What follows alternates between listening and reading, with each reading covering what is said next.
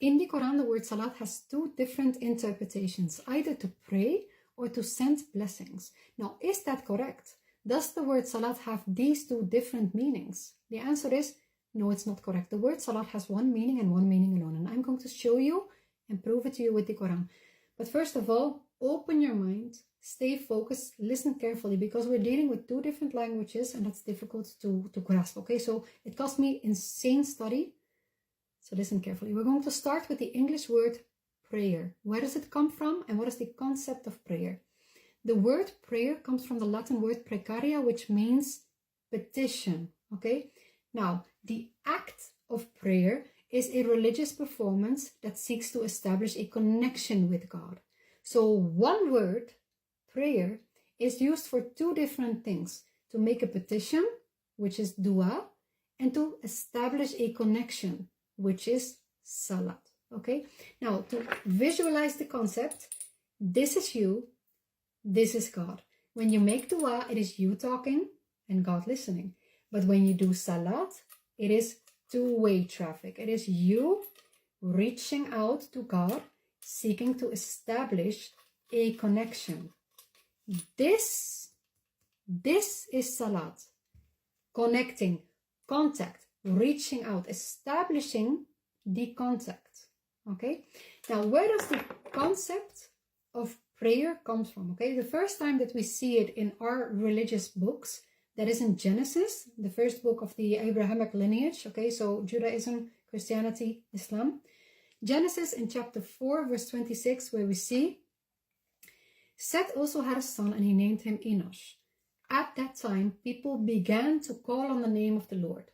Now, before this passage, all contacts with God were initiated by God. Okay, so God initiated the contact. But now we started initiating the contact. We started calling upon him to establish the contact.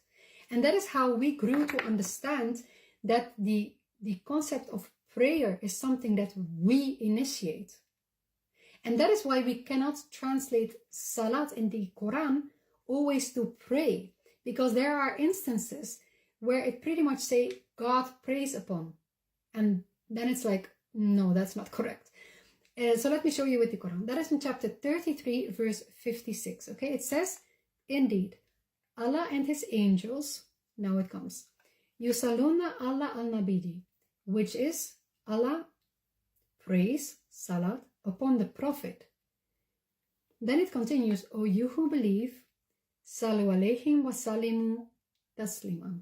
And it again, O you who believe, pray upon the Prophet. Now that we know that salat is to establish a contact, this doesn't make sense, okay?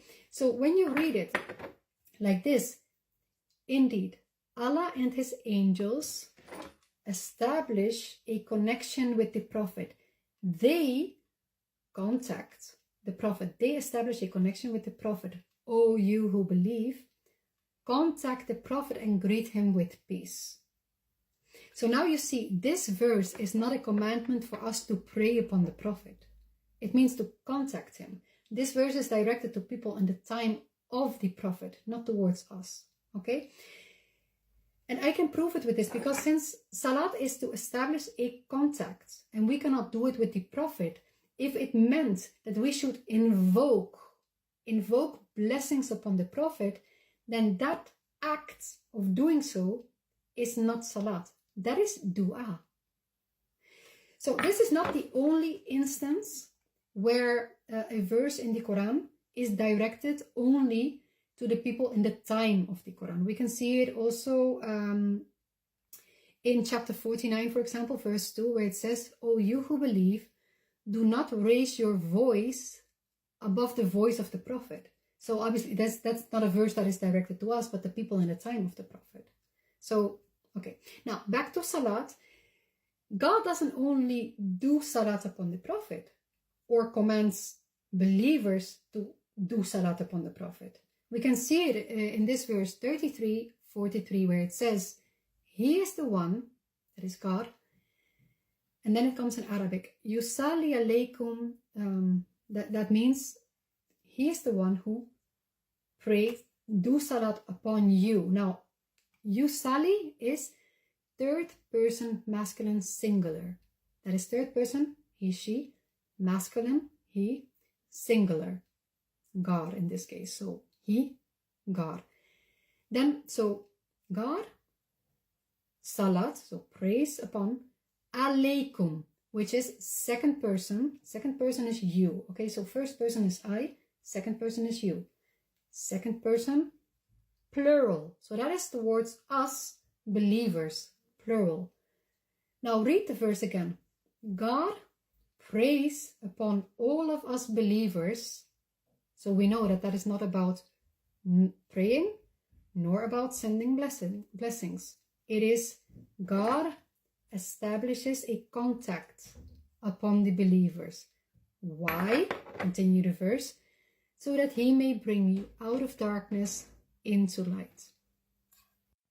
So here you can see that doing salat is in fact a two-way traffic of you reaching out to God and actually connecting to him. So that he may lead you out of darkness into light. And you can also see it in other verses where God says that through salat he purifies you. Okay? So now another example is in chapter 9 verse 103. So now you can see God doesn't only commands us to do salat upon the Prophet, to connect to the Prophet in the time when he was alive, but he also tells the Prophet to contact us in this verse. Take from their wealth a charity, purifying them, cause them increase by it, and, now it comes, wasalli alayhim, that is, you pray upon them, contact them.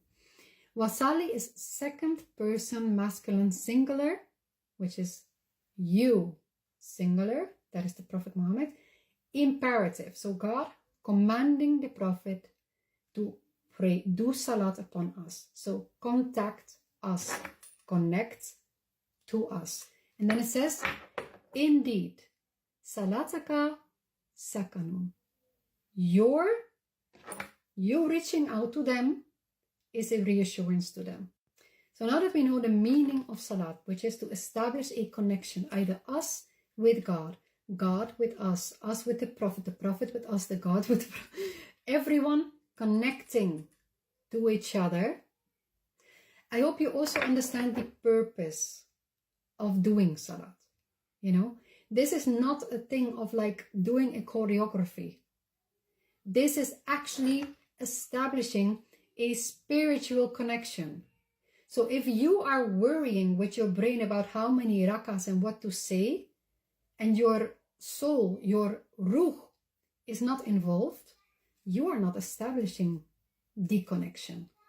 So be careful with that. Like, let go of the preconception that you have of salat. Now, it doesn't mean that I believe that we can do salat whatever way we want. No, there are plenty of indications in the Quran of how we are supposed to perform salat. For example, in chapter 4, verse 102, where we see, when you are among them and you lead for them the prayer, let them stand a group with you, let them take their arms, then when they have prostrated, sujud, let them retract. So actually the act of salat is directly related to doing sujud. Okay, so it's not just any way that we're going to do it. We also see that we have to perform wudu before doing salat. So don't come at me. I know very well what the difference is between doing dua and doing salat. But I'm going to go into more detail about how to perform salat with all the details from the Quran in another video, God willing. So that's it for today. Stay tuned. Assalamu alaikum. Alaikum, plural. So peace be upon you all. Love you. Bye.